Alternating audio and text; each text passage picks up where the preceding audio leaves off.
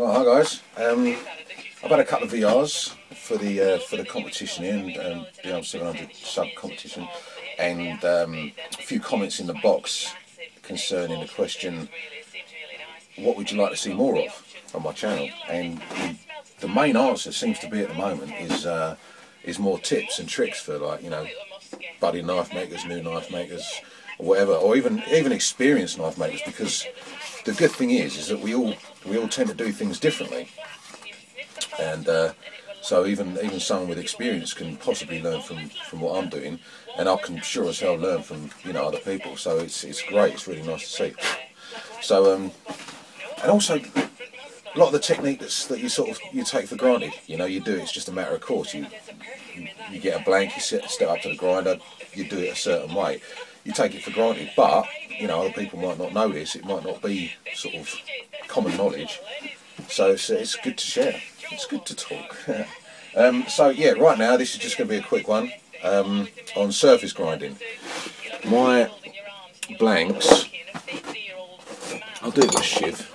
The reason I'm doing it with a shiv is because you can still get the idea, but it takes less time. So I'll do it with a shiv, laser cut blank. Now these are hot rolled, so they don't come perfectly flat, not like ground flat stock. Let me show you some ground flat stock as well.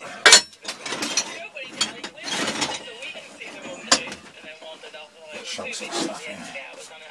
But even with, it's a little bit rusty, even with ground flat stock, you get a grain on it, longitudinal grain. And I always grind that off. I don't like to see, when I'm working with O1, I don't particularly like to see that grain on the finished knife. So I always surface grind. I surface grind anything, no matter what I'm working on, you know, just so I know that it's true. So anyway, we're going to get on with a shiv. I'll show you what I'll do.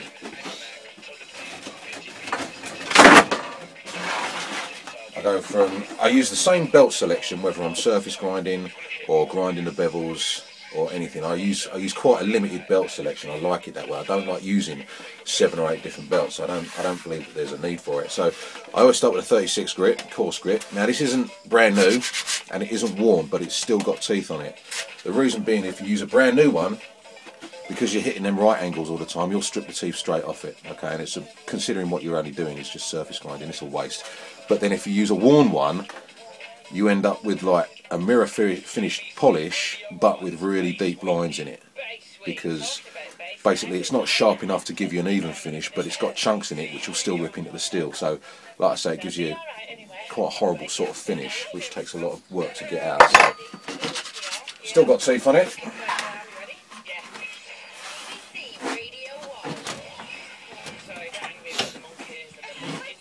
And we are ready to go, full speed.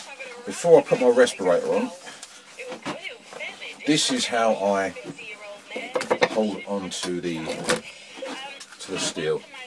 Okay, it's just a welder's magnet. Alright, nice and simple, not massively powerful, not massively big either, but it's got enough beef on it for the spine cutters. It's got enough beef on it for anything, and this is how I surface grind. Okay, I used to surface grind holding it like that, but then you're right on the belt, and when it does start getting hot, because it's going to get hot, you know, it just gets too hot to hold. So simple way that I've found out, I know a few other guys do it like this as well, but the best way that I've found out is clamp it onto a welder's magnet like that. So let's crack on. More tips, less talk. This is also one of the only times that I wear gloves, okay, because the sparks are basically coming straight down towards your finger. Alright, and it's just going to burn it all up, so go.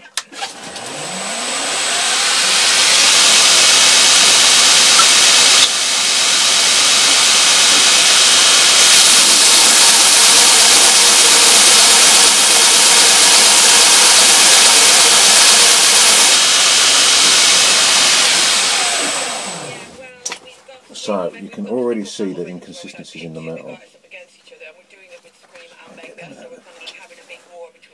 Alright, if that was perfectly flat, you wouldn't get any of these high spots or low spots. Okay. My respirator's just unclicked, so give me a sec. What should we do, JC? I think we should go to a track, then do the news, then box in law, and then do the quiz. You're going to be so much trouble. I'm going to text him, and he's just well bumped you. I'm so pleased, because one of my favourite stories is you played in a new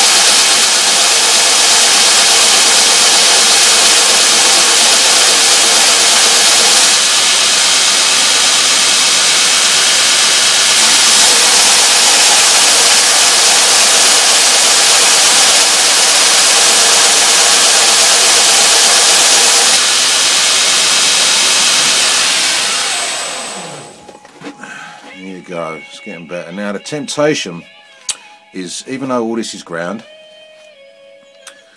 you've still got a little low spot there. You can kind of see it. The temptation is to rock it into that low spot just to grind it off. But if you do that, you end up with a beveled blank. Okay, it'll come in at one side or something like that. Okay, so if you do get a low spot, say you have a low spot right down here, don't tilt it in to grind that bit off. You've got to keep grinding it perpendicular, if you like, so that the blank stays flat, or the knife, the metal, whatever you're working on, stays flat. Might take a little longer, but it's the consistency of the result.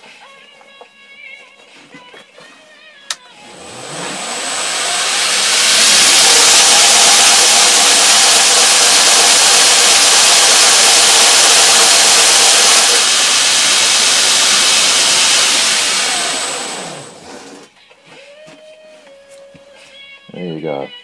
Alright. There's your 36 grit finish. Now what I'll do now is take that off.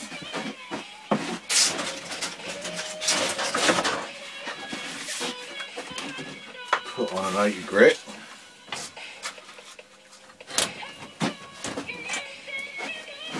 Again, same condition as the other one. Not worn, but not new. I like to keep the new ones for bevels, so that's where it's all happening. So still got teeth.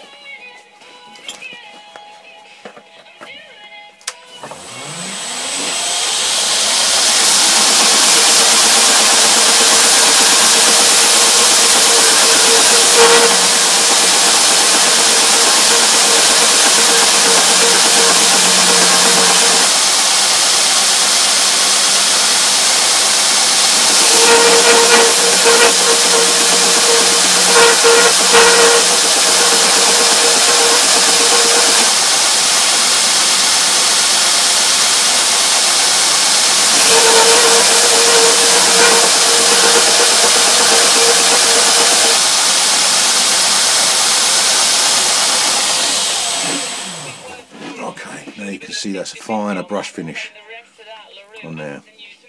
Okay. Now what I want to do before I grind the bevels on this, I want to get the flats prepared. If there's any preparation to be done after you've ground the bevels, even on a fine grit, then that can make one side shorter, that can pull in one side, which can then lower your bevel effectively on that side. So you can spend, if I stuck at this with an 80 grit, then ground my bevels, measure them up with a mic so they're perfect to either side, and then I had to surface grind another side, it could offset those bevels slightly. Okay, so we've got the brush finish there, and then I'll go straight from an 80 grit to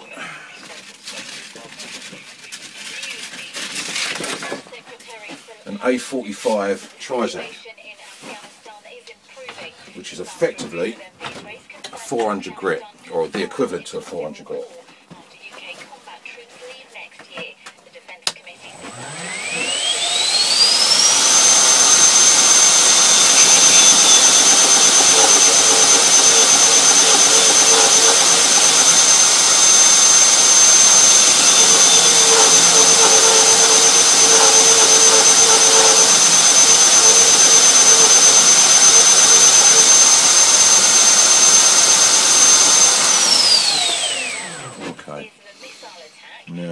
see the much finer satin finish here, but still up here we've got grind lines. So again, I'm going to go over this until that section there is gone and this section here. And so it's a uniform finish.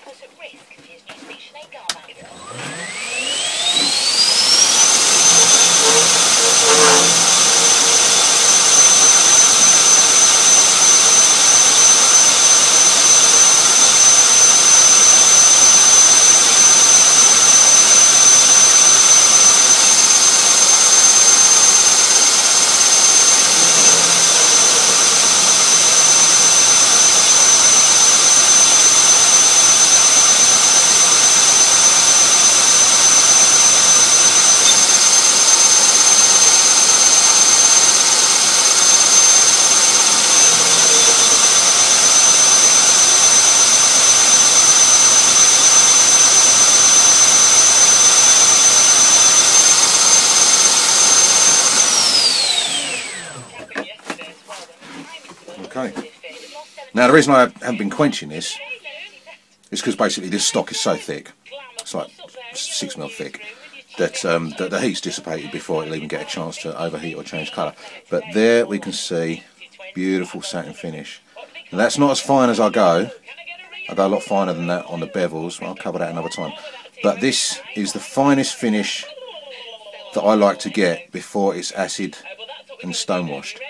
If I left it on an 80 grit, when it's acid washed, the acid would sit in those little grooves and it would like accentuate the grind marks. So with a 400 grit Trizact, that doesn't happen. When this comes out the acid stone wash, it actually comes out like perfectly flat, or at least in theory should do. Okay, so that, from that to that, don't take long, but it's all about preparation. And again, like I say with 01,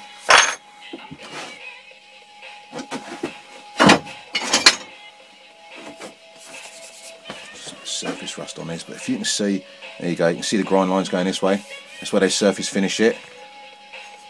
I mean, it's ground flat, so it's ground flat, but I don't like those on my knives when I finish them. So if I'm working with 01, I'll use the same process to finish them up as well. Okay, so that's number 1 tip in the series, I suppose. Flat grinding, surface grinding. Thanks for coming along. See you in the next vid.